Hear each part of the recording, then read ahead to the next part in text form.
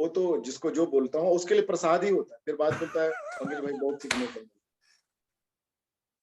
ठीक है। हम जहाँ खड़े होते हैं वहां लाइन खत्म होता है, मैं पीछे से आगे हूँ। I am just a human being, you talk जी टू विथ ह्यूमन बीइंग। जी लेकिन उसको जब लोग उपलब्धि बना देते हैं कि एक्टर बहुत बड़ी चीज होती है, और जो एक्टिंग नहीं करते हैं वो किसी काम का नहीं है, ये छोटा आदमी है, ये हमारे बचपन से स्कूलिंग का प्रॉब्लम। इस पॉडकास्ट के अगले गेस्ट अपनी शर्तों पे जीने वाले मशहूर अभिनेता, कलाकार, कवि पंकज झा हैं।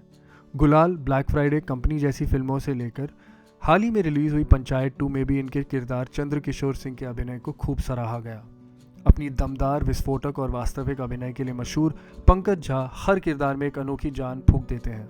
अपने 25 साल के सफ़र के कई मज़ेदार कहानियों के साथ साथ समाज और सिनेमा से जुड़ी चुनौतियों के बारे में खुलकर बोलने वाले पंकज झा ने कई सारी बातें की। अगर आपको ये इंटरव्यू पसंद आए तो इस चैनल को सब्सक्राइब करना ना भूलिए, शेयर और लाइक दबाना भी ना भूलिए। धन्यवाद। Hello and welcome to WhatsApp with Basant. आज मेरे साथ है विधायक चंद्रकिशोर सिंह उर्फ जड़वाल उर्फ अनीस भाई।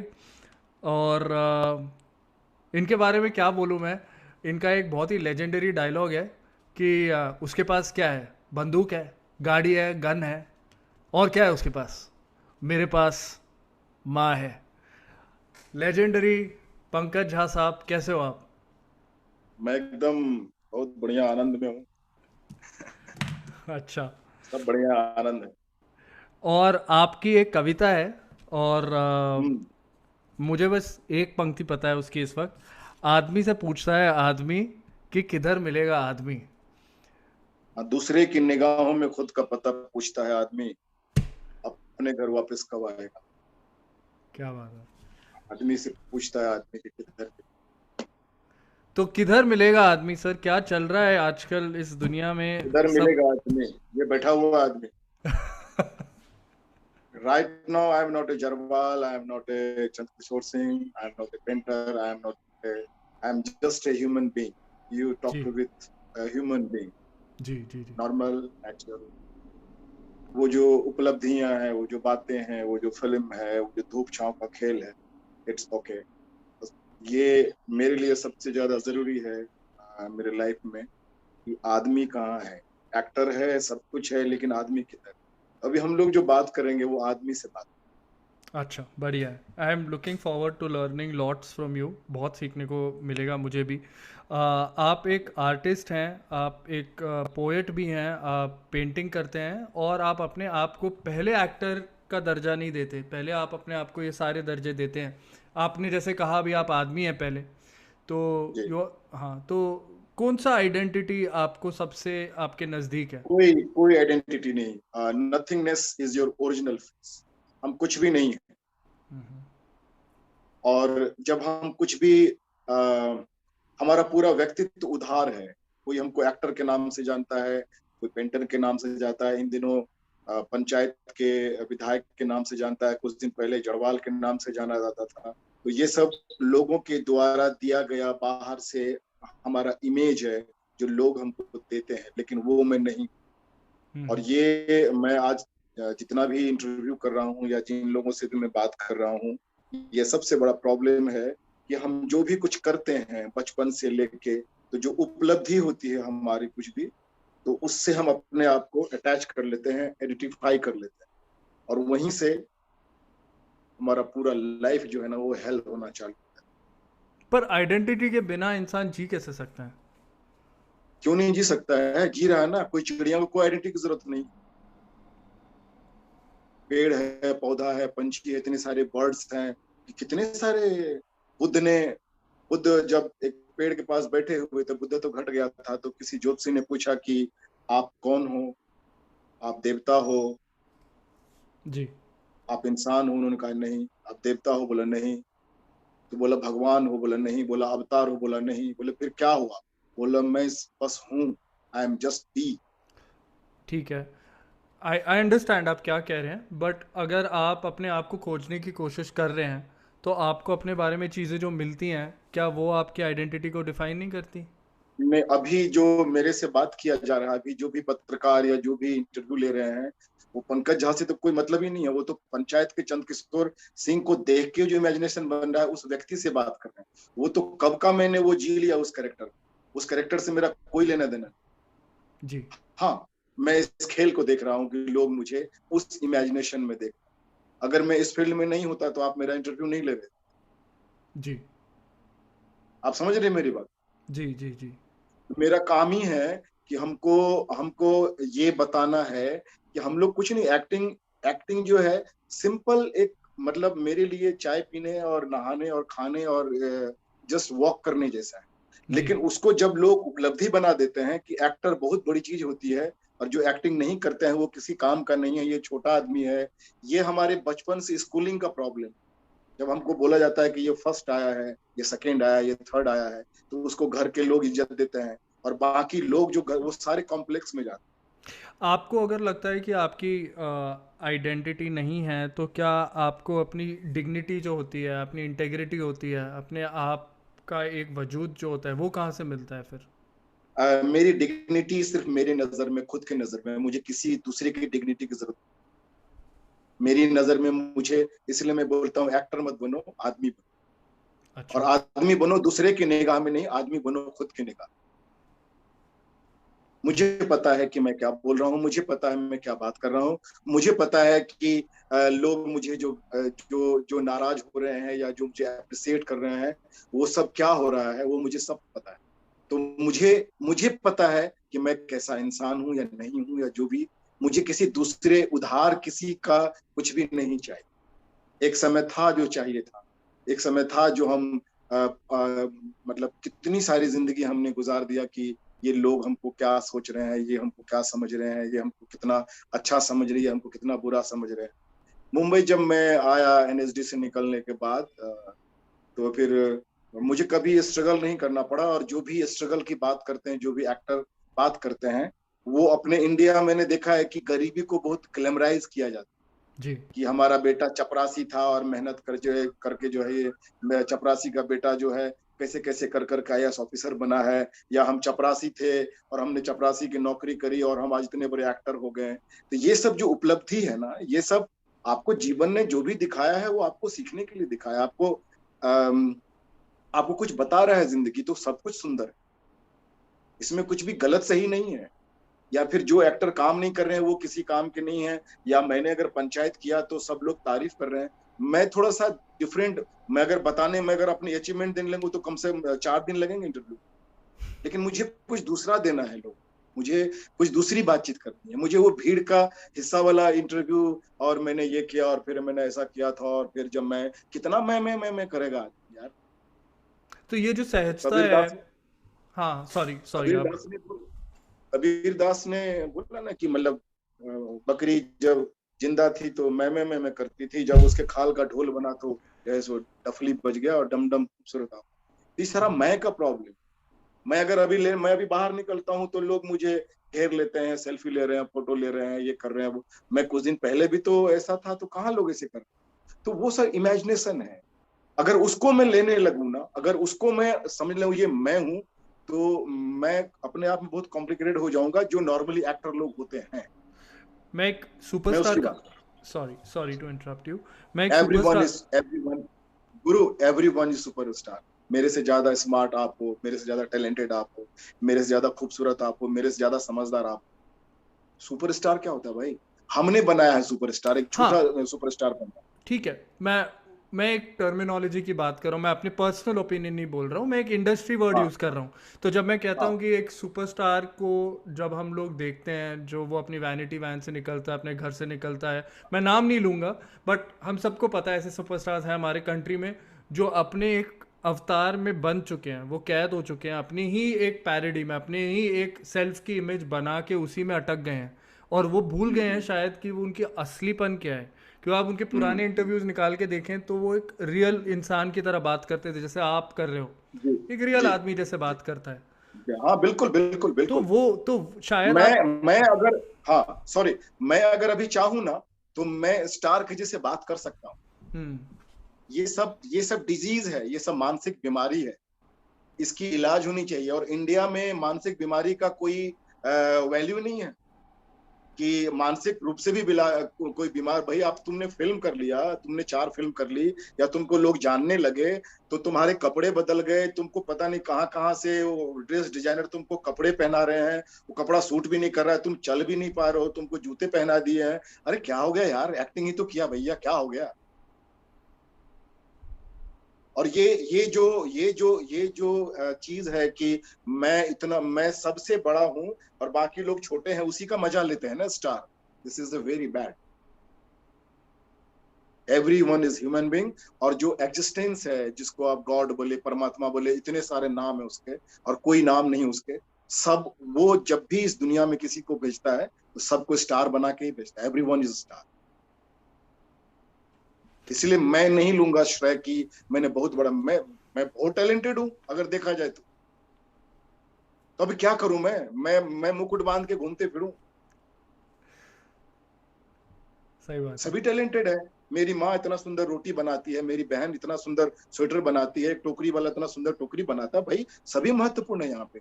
और ये मैं इसलिए बोल रहा हूँ कि ये सिनेमा के नाम पे इतना बेवकूफ बनाया गया भाई, ऑडियंस को झूठा सिनेमा। कब से स्टार लोग बॉडी और पता नहीं क्या क्या कर करके सिनेमा के नाम पे क्या पड़ोस रहे, मतलब बकवास फिल्में बन रही इतने सालों से। लोगों, क्योंकि लोग बोर हैं, लोगों को पता नहीं है कहाँ जाना है, क्या देखना है, तो दूसरे की जिंदगी देख रहे हैं। ढंग की सिनेमा कहाँ बनती है अपने इंडस्ट्री। लेकिन मैं इस बात से ना आपसे थोड़ा डिफर करूंगा। मुझे ऐसा लगता है कि बिल्कुल। बहुत टाइम से हम लोग ये डिस्कस करते आ रहे हैं कि सुपरस्टार का एक सिस्टम है, एक हमारे कमर्शियल मूवीज़ बनती हैं और उनमें भी बहुत 90% ख़राब होती हैं, वही फार्मूला बार बार रिपीट होता है, रीमेक्स पे रीमेक्स बनती है गंदी फिल्मों की। मैं मानता हूँ ये सारी चीज़ें, बट हमारी ऑडियंस, मुझे ऐसा लगता था कि इंक्लूडिंग मी, कि हम लोग ओवर टाइम अपनी चॉइसेस बदल लेंगे। अभी जब से OTT प्लेटफॉर्म्स आए, नेटफ्लिक्स आया, अमेजोन आया, हमें एक पूरी एक नई दुनिया मिल गई है। मैक्सिकन सिनेमा हो गया, कोरियन सिनेमा हो गया, ईरानियन हो गया, बहुत सारी फिल्में देखकर अब हमें रियलाइज़ होता है कि क्या ऑप्शन है। बट आज भी अगर मैं नाम लूँ, भूल भुलैया 2 जैसी फिल्म 300 करोड़ कमा लेती है, लेकिन आपके अनुराग कश्यप की फिल्में होगी, विशाल भारद्वाज साहब की हो गई, दिबाकर बैनर्जी साहब की होगी, ऐसे लोगों की फिल्में चलती नहीं है। तो कहीं ना कहीं ऑडियंस का कॉन्शियस भी यही चाहता है ना, ऑडियंस भी यही गंदी घटिया फिल्में देखना चाहते गुरु, हैं। हेलो भाई, आपको कैसे पता चला 300 करोड़ कमाई है? आपको खबर मिली, जी। और 100 में से 150 खबरें झूठी होती। आपको आपको खबर मिली है ना कि इतने का इतना कमाई है। वो बहुत बड़ा।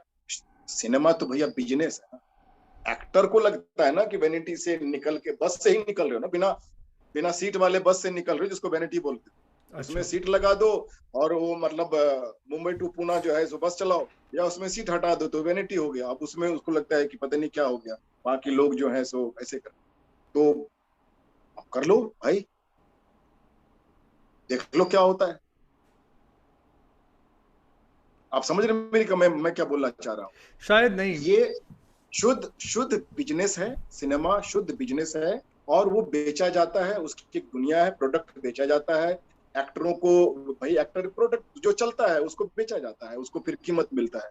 तो ये सुपरस्टार, हम ये लोग के पास तो ये इतने जितना, टाइम से नेटफ्लिक्स, अमेजोन ये सब आ चुका है, 10 साल हो गए हैं इंडिया में, फिर भी हम लोग की ऑडियंसेस क्यों ऐसी फिल्में देखती हैं? ये आपके मैं रोहित शेट्टी का, क्योंकि क्या क्वालिटी नहीं निकल सबसे रही है? पहले, हमारे 70s 80s का जो सिनेमा था, ओमपुरी साहब, नसीर, शबाना आजमी, हाँ साई हाँ परांजपे जी का, इन सब के तो ऑब्वियसली हाँ सबको पता है, लेजेंडरी हाँ उत्पल दत्त। हाँ तो वैसा सिनेमा आजकल क्यों नहीं बन पाता? या वो जो पेडिग्री थी, वो एक क्वालिटी थी, वो आजकल खत्म हो गई है? वैसी राइटिंग ही नहीं बनती, रविंद्रनाथ टैगोर ही नहीं नहीं, है? सबसे पहले तो भाई मैं आपको ये बताना चाहता हूँ कि जो सिनेमा है, वो सिनेमा क्या है। एक तो शेक्सपियर ने बोला कि पूरी दुनिया एक सिनेमा, पूरा स्टेज है, हम लोग सब उसमें एक्ट कर रहे हैं। सिनेमा क्या है कि लोग जाते हैं 2 घंटा सिनेमा के गुटखा के जैसे, एक नशा के जैसे, कि आप जाते हो 1000 रुपया में, दिखता नहीं है लेकिन वो गुटखा ही है ना। आपको पता है कि ये फलाना एक्टर का तड़का मुझे थोड़ा सा अच्छा लगेगा, तो आप सिनेमा हॉल में जाते हो, एज वो नशा है सिनेमा। फिर हमको बोल बोल के दिखा दिखा के, डांस करवा करवा के दिन रात मोबाइल खोलो, टीवी खोलो, घर खोलो, वही लोग डांस कर रहे हैं, वही लोग कर रहे हैं। तो धीरे धीरे आपके दिमाग के अनकॉन्शियस में घुसा देते हैं कि यही एक्टर है, इनका फिल्म देखो। वैसे लोग लोग जाते हैं भाई, बोर हैं जिंदगी में, शहरों में कोई जगह नहीं है, तो चलो कम से कम 3 घंटा 2 घंटा बैठ के देखा जाएगा, इसलिए जाते हैं सिनेमा। आप देखो ना, कोई भी फिल्म हो, वही सिनेमा दिखाया जा रहा है। पंचायत इसलिए लोगों ने पसंद किया है क्योंकि कोरोना काल था, लोग घरों में थे, कहीं जा नहीं सकते थे, कुछ हो नहीं सकता था। मतलब जो मतलब क्या कहते हैं उसको, कलेक्टिव एनालिसिस का टाइम था। वो पूरी दुनिया अपने अपने घरों में बंद थी और सब मंथन चल रहा था, ये चल रहा था। उस बीच में मनोरंजन तो चाहिए, तो लोगों को फेक चीज नहीं चाहिए था। इसीलिए अभी जो उस तरह के सिनेमा है, अभी थोड़ा सा वो हो गया है, मतलब ढीला पड़ गया है, जो भी इस तरह से।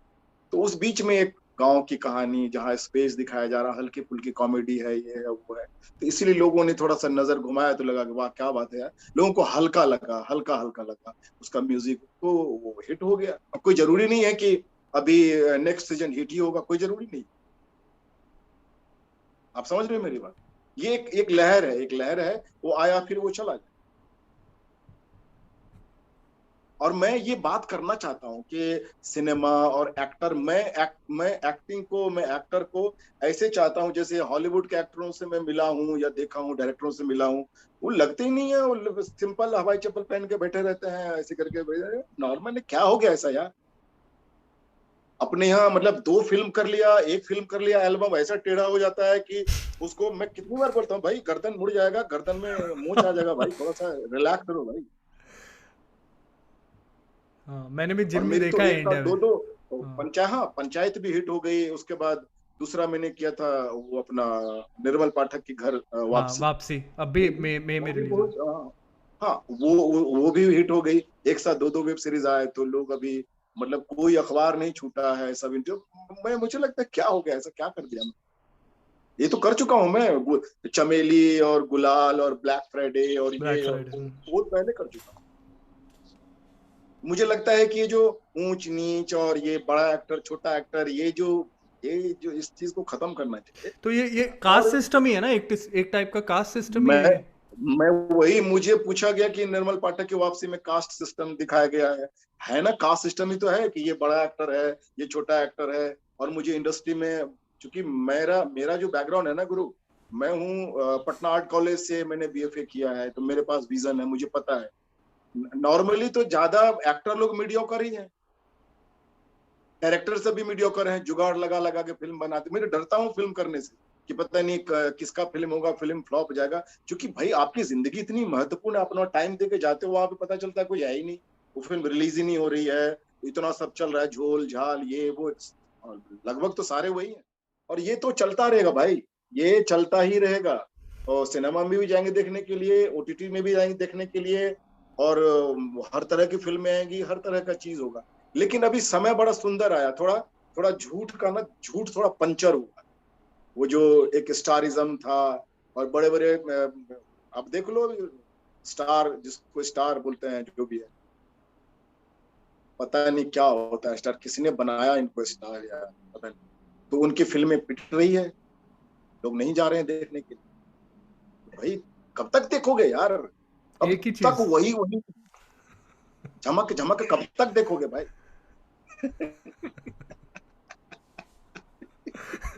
सॉरी गुरु, मैं थोड़ा ऐसे ही हूँ, मुझे मुझे नहीं, लगता है ये ऐसे। वाकई में सच है, लेकिन ना हम लोग अपने अभी भी मैं देखता हूँ कि उनके आर्टिकल्स आते हैं और वो बोलते भी हैं अपने आर्टिकल में कि मैं नंबर 1 हूँ, मैं बेस्ट हूँ, मैं आज हाँ भी हाँ, यू नो उतना खुले में। नंबर 1, नंबर 1 नहीं है, ये भीतर पता है, इसीलिए बोलते हैं कि नंबर 1 है। जी। नंबर 1 है, सब तो नंबर 1 ही है भाई, एवरीवन सही। Is number 1। आप मुझे तो आपके अंदर एक बहुत सुंदर एक्टर नजर आ रहा है। अगर आप एक्टिंग करो तो आपके सामने कोई नहीं टिकेगा। अरे सच्ची बता रहा हूँ भाई, आ जाओ मुंबई, कुछ नहीं है ये एक्टिंग वैक्टिंग कुछ नहीं होता है, बहुत इजी है, अच्छा। बहुत इजी है। और कोई भी संस्थान किसी को एक्टर नहीं बना सकता है। अगर संस्थान एक्टर बना के भेजता ना, तो इरफान खान को 18 साल नहीं लगता इरफान खान बनने। वो तो बोलता था भाई कि 10 साल तो मतलब एनएचडी बोलने में लगा हमको भाई। ये कोई अच्छा। थिएटर और थिएटर, हाँ थिएटर के जितने भी एक्टर मैंने देखा हूँ, मिला हूँ, वो एक्टिंग को इतना बड़ा ऐसे लग रहा है एहसान कर रहे हैं लोगों पे एक्टिंग करके। अरे भैया एक्टिंग ही कर रहे हो भाई, एक्टिंग ही कर रहे हो यार दिन रात। मुझसे किसी ने पूछा कि आपने कहाँ से सीखा एक्टिंग, मैंने बोला कि जब मैं स्कूल में मास्टर से बोलता था कि सर 5 मिनट, तो मुझे पता था कि मैं एक्टिंग कर रहा हूँ मुंह बना। और जी। जब मैं बाहर किसी से दोस्तों से या लड़कों से मैं झगड़ा उगड़ा करके घर आता था, और शिकायत पहले चली जाती थी, और मैं जब घर आता था तो बाबूजी बैठे हुए हैं दिलीप कुमार टाइप से इधर, तो वहां जो मैं उनसे बात करता था वहां भी एक्टिंग ही चल रहा था। और मतलब जब मैं स्कूल जाने का मन नहीं है, क्योंकि मेरी एक, एक लड़की मुझे बहुत पसंद है मोहल्ले में, तो उसके वजह से मुझे स्कूल जाने का दिल नहीं कर रहा है, तो मैं अपनी माँ को बोल रहा हूँ कि मुझे स्कूल नहीं जाना, मेरे पेट में दर्द है, वहां भी मैं एक्टिंग ही कर रहा है। तो मैंने जीवन में एक्टिंग सीखा, इसलिए जितने भी इंस्टीट्यूट हैं सब दुकान, तो शुद्ध आप ये दुकान। आप कहोगे कि नेशनल स्कूल ऑफ ड्रामा का भी आपका एक्सपीरियंस ऐसे ही रहा है कि आपको इतनी लर्निंग नहीं मिली जितना। बिल्कुल बिल्कुल बिल्कुल बिल्कुल बिल्कुल। बट आप तो गिने चुने में से वो 20 लोग ही चुनते हैं ना हर मैं साल। मैं एनएचडी पास आउट नहीं हूँ, मैं जी। सीधा मेरा एडमिशन, मैं रेपेट्री में आया, एनएचडी के रेपेट्री में मेरा सीधा हुआ set designer art, I think आप as a set. Set designer. Bansi Kaul मुझे मिले थे संजय उपाध्याय के घर पे, तो वो उसने देखा कि मैं कुछ स्केच कर रहा हूँ, मेरा स्केच, चूंकि मैं पटना आर्ट कॉलेज से था, तो उन्होंने देखा, बोला कि ये तुमने किया। मैंने बोला कि आपके सामने दिख रहा है कि मैं कर रहा हूँ, और आप मेरे कि तुमने, मैं ऐसी बात करता हूँ, आई एम नॉट, मुझे हिपोक्रेसी और ये सब बात नहीं आता। तो बोला प्ले कर रहा हूँ, रेपेट्री आ जाओ। रेपेट्री क्या होता है, मुझे लगा रेपेट्री ये कहाँ लेके जा रहा है, रेपेट्री क्या होता है भाई, मुझे पता भी नहीं था। मुझे पढ़ाई लिखाई में कोई इंटरेस्ट नहीं है भाई, मतलब कैसे कैसे करके मैट्रिक फर्स्ट डिवीजन किया मैंने, वो मुझे ही पता है, क्या बोलूं अच्छा। मैं। फिर मैं बीएफए किया 5 साल, bachelor of fine art painting. तो रेपेट्री गया, तो वहां सब लोग, मेरा हो गया, तो सब लोग बोल रहे हैं रेपेट्री में हो गया। फिर वहां देखा सारे पुराने एक्टर लोग, अलग अलग तरह का तुगलक और ये और वो सारे फोटोग्राफ, और पता नहीं कितने वहां पे था पूरा। तो लोग बोल रहे तुमको बहुत बड़े जगह में तुम्हारा हो गया, ये हो गया, तो मुझे पता चला आएगा, लेकिन तो भी मुझे लगा कि सारे कॉम्प्लिकेटेड ही है। फिर वहां भी सब वही है, पॉलिटिक्स और ये और वो और दिस और अच्छा। दैट। हाँ ग्रांट मिलता है, जो भी है वहां सब वही चलते रहता है। अरे वहां अगर एनएचडी अगर एक्टर तैयार करता, तो एक बैच से जितना एक्टर निकलेगा, सारा सारा एक्टर होना चाहिए ना भाई। नहीं तो एनएचडी के एक्टर थोड़े चपड़ासी और वॉचमैन और लिफ्टमैन का रोल करेगा, वो तो सीधे आके एक्टिंग ही करेगा ना भाई। आप समझ रहे हो मेरी बात को, क्योंकि भाई वहां से पास आउट है, तो वो नहीं होते। इसलिए थिएटर के जितने भी लोग मिले ना, तो मुझे सारे कॉम्प्लिकेटेड ही मिले। मतलब हो सकता है ये मेरा ऑब्जर्वेशन हो और टोटल गलत हो, लेकिन ये मेरा ऑब्जर्वेशन, और मेरा ऑब्जर्वेशन सुना सुना नहीं है, मैं कहता आंखन देखी। मैं रहा हूँ, देखा हूँ, जिया हूँ, और मैं इतनी सारी फिल्में भी किया हूँ। सारे जो इंडस्ट्री के बड़े बड़े डायरेक्टर हैं, जो और भी डायरेक्टर हैं, चाहे रामू के साथ सबसे अच्छा लगा मजा, मतलब काम, इज ए जीनियस। मुंबई में सब चल रहा था तो मुझे मजा नहीं आ रहा था, मुझे ऐसे काम, चमेली मिल गया, गुलाल मिल गया, ब्लैक फ्राइडे मिल गया, तो मातृभूमि मिल गया, मुझको देख के लोग लिख रहे थे, कैरेक्टर लिख रहे थे, मुझे इट्स ओके। फिर मुझे किसी के थ्रू मुझे ओशो को मैंने पढ़ना शुरू, और मेरे अंदर ईगो आ गया था। सिनेमा तो ईगो देगा ना भाई आपको, सब लोग आपको तारीफ कर रहे हैं अपने शहर में, अपने हर जगह, और काम कर रहे हो, तो मुझे लगा हलो हलो ये नहीं चाहिए था भाई। क्योंकि सभी लोग नाराज हो गए, दिखा रहे थे कि सब लोग खुश हैं, लेकिन सब लोग नाराज हो गए। जी। क्योंकि आप जब काम करोगे ना, कुछ करोगे अच्छा, तो लोग आपको लगेगा कि आपकी तारीफ कर रहे हैं, लेकिन सब आपसे नाराज है, क्योंकि आपने, भैया आप हलो, बर्दाश्त नहीं करता कोई कि आप थोड़ा ऊपर उठ। बहुत मेरी एक इनसिक्योर कविता है। है ना कि, हाँ मेरी कविता है कि लोग भटक रहे हैं और अपने ही घर के खुले दरवाजे में अटक, और जिसके पास जितना ज्यादा है गलतफहमी, वो उतना ज्यादा मटक। लोग भटक रहे हैं अपने ही घर के खुले दरवाजे में अटक, और जिसके पास जितना ज्यादा है गलत फहमी, वो उतना ज्यादा मटक रहे हैं, लोग भटक रहे हैं, अपने ही घर के खुले दरवाजे में अटक रहे हैं। और कभी कभी किसी को सौभाग्य से मिलता है आसमां में उड़ने का आत्मविश्वास, उनके पांव में एक साथ कई सारे लोग लटक रहे हैं, लोग भटक अपने ही घर के खुले दरवाजे। कोई खुश नहीं होता है जब आप कुछ करते हो ना, कोई खुश नहीं होता है, क्योंकि जो करना चाह रहा है वो आप कर लिए तो कैसे खुश होगा भाई।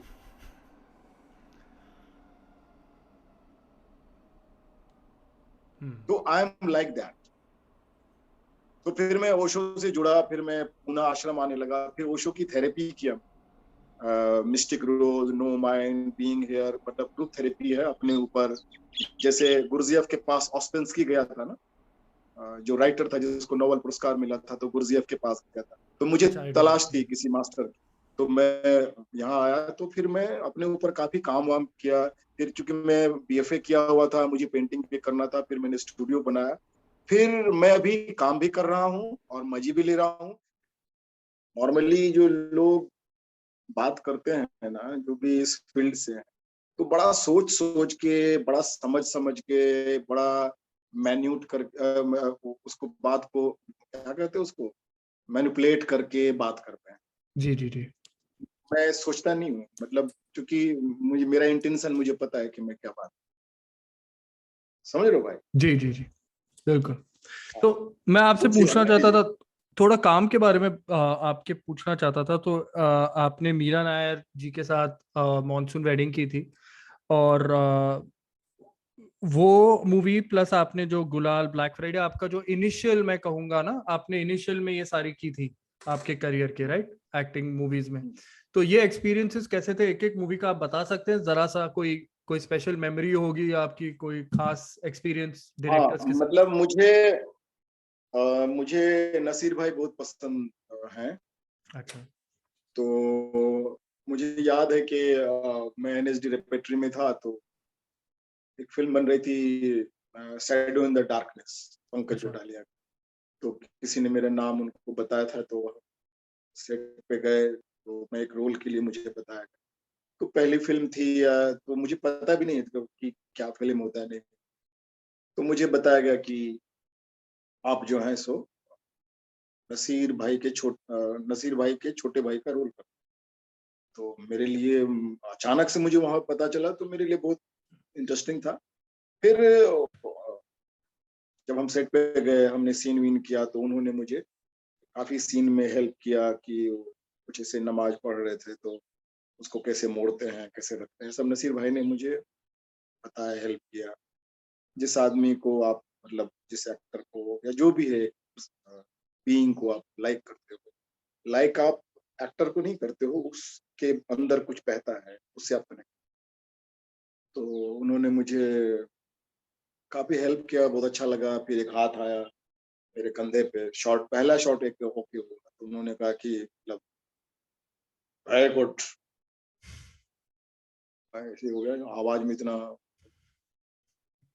तो फिर मीरा नायर की फिल्म मिली, फिर वो फिल्म कंप्लीट हुई, फिर हम अमरोहा भी गए, वहां पे शूटिंग किया, कमाल अमरोही जी के घर पे ही हम लोग रुके। फिर मीरा आई, और मीरा आई तो हंगामा हुआ, जो कि मीरा नायर ने सलाम बम्बे ये सब, तो वो हंगामा हुआ कि मीरा आई है, मीरा नायर आई। तो फिर मीरा ऑडिशन कर रही थी मंडी हाउस में, 200-250 एक्टर लोग थे सारे, एनएसडी के और सारे जितने भी थिएटर के हैं सब, 200-250 लोग होंगे। तो उसमें हम, मुझे एक एक्टर के साथ में हमने इम्प्रोवाइज किया, और फिर जो उसने सीन दिया था उसके अलावा मैंने बहुत कुछ किया। तो मीरा बोले कि सीन में आप जो भी चाहो कर सकते हो, तो हमने किया हुआ। तो पता नहीं क्या हुआ, मीरा ने मेरे साथ जो एक्टर था, को एक्टर, उनको, उसको उन्होंने कहा कि आप जो है सो बाहर जाओ, मैं पंकज से बात करना है मुझे। फिर उन्होंने मेरा हाथ पकड़ के बोला कि पंकज यू आर सेलेक्टेड। बोले तुम एक्साइटेड नहीं हो? बोले नहीं एक्साइटेड, मतलब ठीक है। तो पंकज यू आर सेलेक्टेड, उनको लगता था कि इतने लोगों के बीच से मैंने सेलेक्ट किया है, ये तो एकदम ढीला है, वो बोल रहा है कि हाँ ठीक है, कोई वैल्यू नहीं दे रहा है। मैंने बोला हाँ ठीक है ना, करेंगे। फिर मैं गया, कॉस्ट्यूम का नाप वाप हुआ, ये हुआ। फिर बोले कि तुम कल चल रहे हो मुंबई हमारे साथ। फिर हम मुंबई आए, फिर मुंबई में वहां पे कोई होटल था, मुझे याद नहीं उस होटल का नाम, पहली बार मुंबई आए तो फिर नसीर भाई के घर पे 7 दिन हमारा वर्कशॉप था, ओ जहाँ पर अच्छा। कि परेश भाई भी थे, परेश रावल, और नसीर भाई, मीरा और भी कुछ लोग थे। तो एक सप्ताह उनके साथ जीने का मौका मिला, जो मुझे लगा कि मेरा फुलफिल हो गया, मतलब जिसको मतलब मैं लाइक करता था। उसके बाद कई बार हम मिले तो नसीर भाई मतलब मेरे नाम से मुझे बात अच्छा लगता था, वो सब जो भी है। फिर मुंबई आ गए, फिर मैंने राम गोपाल वर्मा, मुझे सत्या देखी थी तो मुझे लगा था यार ये है डायरेक्टर, इसके साथ काम करना है। तो उन दिनों फोटो बांटा जाता था, तो बोले कि लाइन में लगे, लाइन में तो नहीं लगता। क्योंकि मैं बाद में बोलता था कि एक डायलॉग है ना बच्चन साहब का कि हम जहाँ खड़े होते कर हैं दो लाइन लाइन फर्स्ट। में। मैं बोलता हूँ कि हम जहाँ खड़े होते हैं वहां आगे कोई नहीं खड़ा होता, ठीक है। हम जहाँ खड़े होते हैं वहां लाइन खत्म होता है, मैं पीछे से आगे हूँ, ठीक है। Right. तो अ, उनके एक बॉक्स था, तो वहां राम गोपाल वर्मा उन दिनों सत्या के बाद से जितने भी वैसे एक्टर थे थिएटर के, कटे फटे पुराने छिले और फ्राइड, जितने एक्टर थे उस तरह के, सब लोग उनके ऑफिस के मतलब दीवार पे लटका रहता था। ऐसा लगता है जैसे मतलब वो मैग्नेट में नहीं, मैग्नेट को लेके घूमो ना रोड पे या कहीं से हम्म। घुमाओ ना, तो सारे कील कुल सब नहीं लटक जाते, ऐसे लटके रहते थे वहां पे एक्टर, कि रामू देख लेंगे एक नजर और ये और। तो मैंने बॉक्स में फोटो छोड़ दिया था। तो फोटो छोड़ने के बाद मुझे दूसरे दिन फोन आया कि रामू जी आपको बुला रहे हैं। मैं गए, थोड़ा बाल छोटे कर, फिर हम गए तो वहाँ अपना ये अजय अजय, देवगन, विवेक। हाँ हाँ विवेक सब बैठा हुआ था उधर, हमने साथ में रिहर्सल किया सीन में, और वो दूर से मुझे रामू जी ऐसे कर रहे थे, और बड़ा अच्छा लगा। फिर जो भी है, फिर शूटिंग चालू हो गई। मुंबई आए ही थे भाई, गरम गरम आए ही थे मुंबई, राम गोपाल वर्मा की फिल्म मिल गई। तो जैसे मिल गई तो जितने भी हमारे बहनों भाइयों आसपास के दोस्त थे सारे दुश्मन बन गए, सबने बातचीत करना बंद कर अच्छा, दिया। ऐसा हाँ, होता है। हाँ। मेरा ऐसा होता था कि कहीं ऑडिशन होता था तो मैं अगर जाता था ना, तो सब बोलता था कि चलो चलो इसी का होगा, ठीक है। फिर अच्छा। मुझे ढंग का कोई डायरेक्टर मिलता नहीं था, फिर वो अनुराग मिला और जो भी है, और चमेली में भी अच्छा लगा था सुधीर जी के साथ में काम करने के लिए, मैं थोड़ा सा वैसा वाला टेस्ट रहा मेरा। फिर हमारे एक प्रदीप सरकार हैं जिन्होंने परिणीता बनाई थी, दादा अच्छा। तो परिणीता बनाई और भी कई सारी फिल्में बनाई, तो उनको मैं दिल्ली से ही मुझे जानते थे, तो उनके साथ में ऐड करता था, कम से कम 30-40 ऐड फिल्में करी मैंने। और बड़ा बढ़िया 1 दिन 2 दिन का शूटिंग होता था, और मस्त बढ़िया खाना मिलता था, वहाँ बुफे लगा होता था, जो भी खाना खाना हो आपको वो जी खाना जी। मिलता था, और साथ में बढ़िया पैसा मिलता था। हम्म। तो इसलिए मैं सीरियल सीरियल वगैरह से मैं बच गया, तो मैं ओ। वैसा वाला फिल्म करता था ऐसे ऐसे। तो फिर वो मनीष झा मिल गया, फिर पता नहीं सब वैसे एक खुशबू उड़ती है ना, कोई अच्छा एक्टर आता है। फिर मैं ही बीच में थोड़ा सा गैप लिया, फिर मुझे पेंटिंग भी बनाना था, तो ये ऐसा रहा मेरा। एक बात बताइए, वो जो गुलाल का सीन मैंने कोट किया था कि वो रणसा है, वो आते हैं ना बोल के भाग के, वो सीन के बारे में कुछ आपकी मेमोरीज है? वो बहुत ही एक आइकॉनिक सीन है कि वो हाँ वो क्या सीन है, स्पॉन्टेनियस था? वो वो सीन के लिए, स्पॉन्टेनियस था? हाँ उस सीन के लिए जो है अनुराग मुझे पहले से बोलता था कि ये मतलब ये सीन जो है ना झा साहब, मतलब ये हमारे आप हमारे लिए मतलब बच्चन साहब जैसे हो, ये हमारा सीन का इतना मेन हमारा डायलॉग यही है पूरे इसका। तो हम लोग वहीं पे राजस्थान, हाँ जयपुर में शूटिंग कर रहे थे एक हॉस्टल में। अच्छा। तो जैसे ये सब सारा डायलॉग मेरा, अच्छा मैं जो भी मेरे कुछ डायलॉग जो बहुत फेमस हुए हैं, वो किसी राइटर या किसी डायरेक्टर का नहीं होता, वो सब मेरा खुद का हो। जैसे मैं उसको बोलता हूँ कि तू इतना लंबा कैसे हो गया बे, तुझे किसी ने रोका नहीं क्या? ये बहुत फेमस है डायलॉग, हाँ। ये मेरा खुद का डायलॉग मैं इम्प्रोवाइज किया था। बताऊं मैं बताऊं हाँ जरूर इसमें कानून का हाथ है। हाँ, कानून के हाथ बड़े लंबे, ये सब हाँ। मेरा मेरा ये ये। इम्प्रोवाइज किया अच्छा। था। हाँ, तू इतना लंबा कैसे हो गया, और बहुत सारी जो डायलॉग, बहुत सारे फिल्म, मतलब बहुत सारे फिल्म। एक फिल्म किए थे बाकी की क्रेजी बारह, जिसमें काफी सारे लोग थे, अपना ये मिश्रा, संजय मिश्रा, और राजपाल, वो एक हम्म। राज करके है दुबला पतला सा लड़का, वो ये सब लोग थे हम लोग।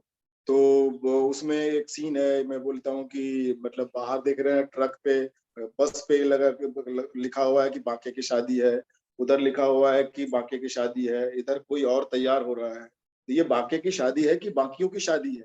तो ये सब जो मैंने इम्प्रोवाइज किया था ना, ये उन लोगों ने प्रोमो में रखा है, ढेर सारे फिल्म। इवन इस अच्छा। फिल्म में भी, अभी जो पंचायत में भी, जो मैं बोलता हूँ कि विधायक जी और हाँ, आपका हम लिहाज करें नहीं तो उसको हम उल्टा पेड़ पे टांग देते, ये सब मेरा डिजाइन डायलॉग हम्म प्रोवाइज। हम्म। और मुझे कोई डायरेक्टर मना नहीं करता है, क्योंकि वो इतना सटीक होता है, वो इतना उसमें जाता है।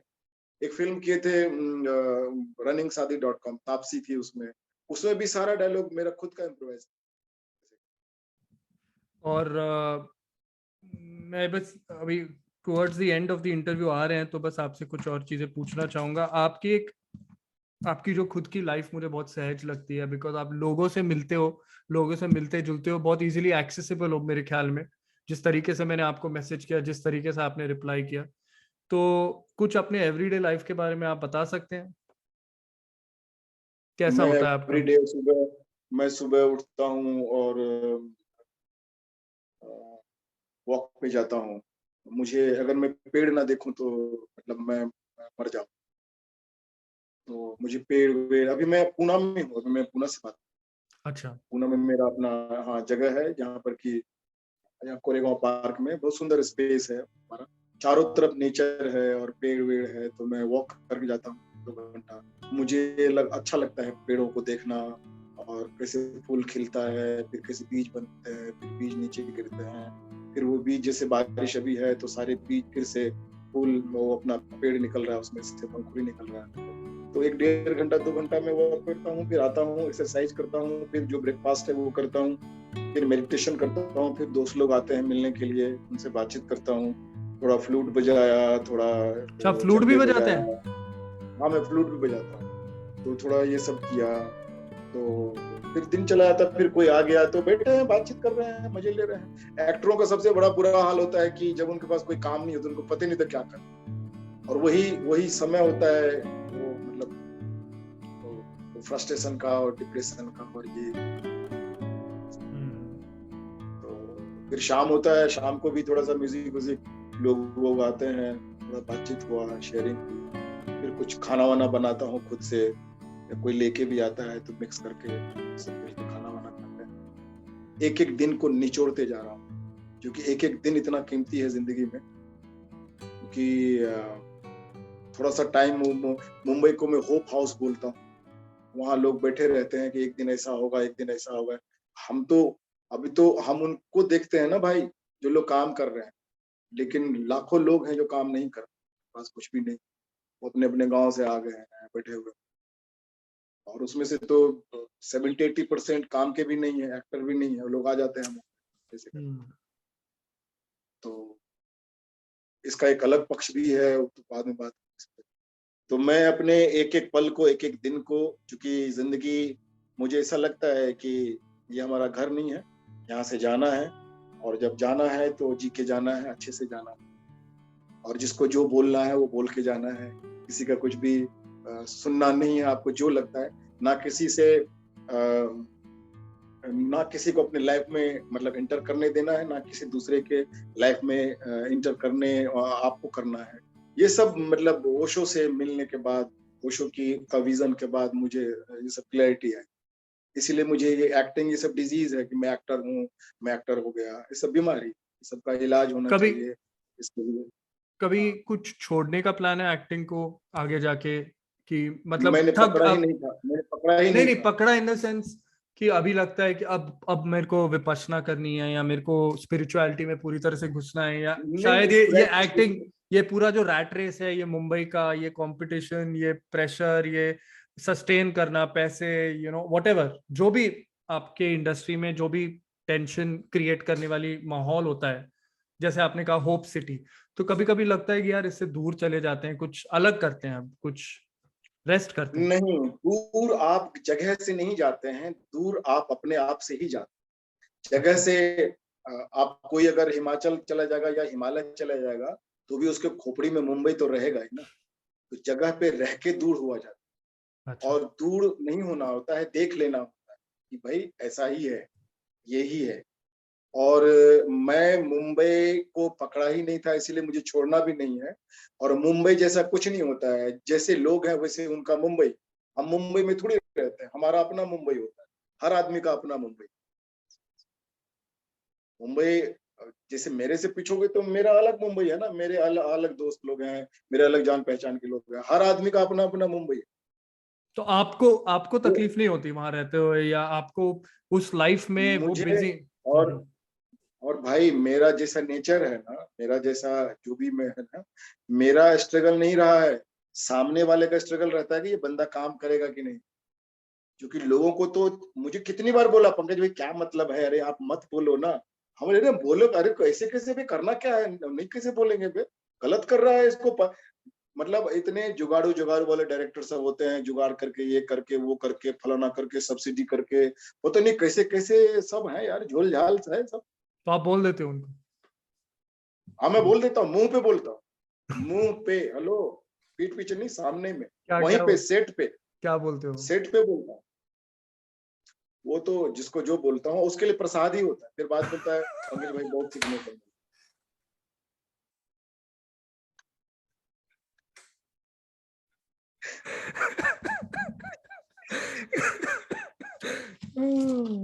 मेरा एक फिल्म कर रहा था, मैं एक स्टार था, मतलब खुद ही स्टार बना हुआ।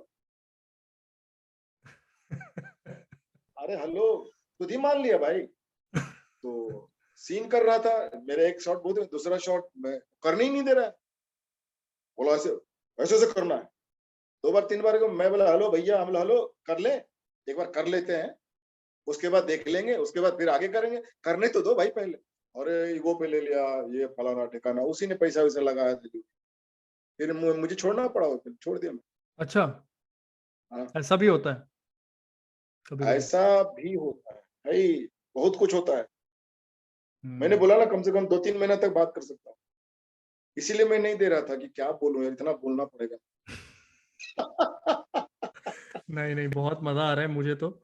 लेकिन मुझे लगता है कि आज के लिए हम लोग इतना ही कर लेते हैं। इसके बाद मैं आपसे ठीक, फिर से मिलना चाहूंगा, फिर से इंटरव्यू करना मेरे चाहूंगा। दोस्त अच्छा लगा थैंक यू तुमसे सो मिलके यार। मच। मेरी एक छोटी सी कविता।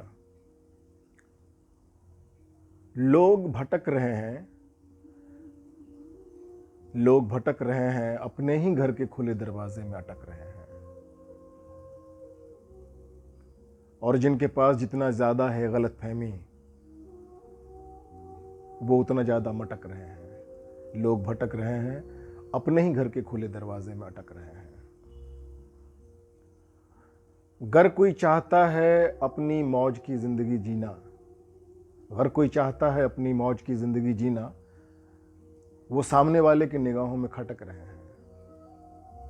हालांकि वो भी भटक रहे हैं। लोग भटक रहे हैं, अपने ही घर के खुले दरवाजे में अटक रहे हैं।